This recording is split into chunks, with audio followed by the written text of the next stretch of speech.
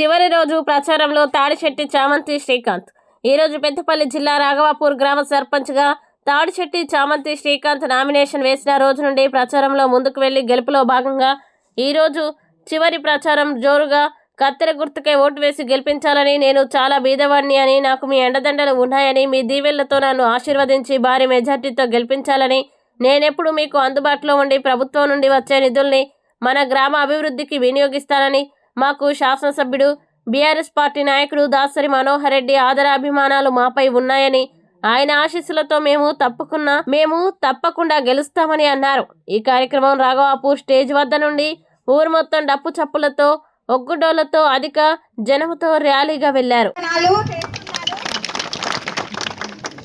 నేను మీ తాడిశెట్టి చామంతి శ్రీకాంత్ రాఘవాపూర్ అభ్యర్థిని, సర్పంచ్ అభ్యర్థిని.